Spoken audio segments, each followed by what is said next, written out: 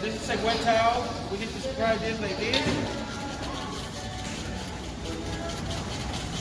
With Windex or glass cleaner.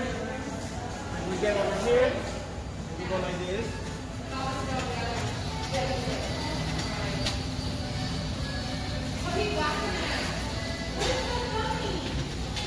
After we're done with this towel, put it right here like that. Get some paper. Not a lot of it, just a little bit. Take it out. And just go over it here like that.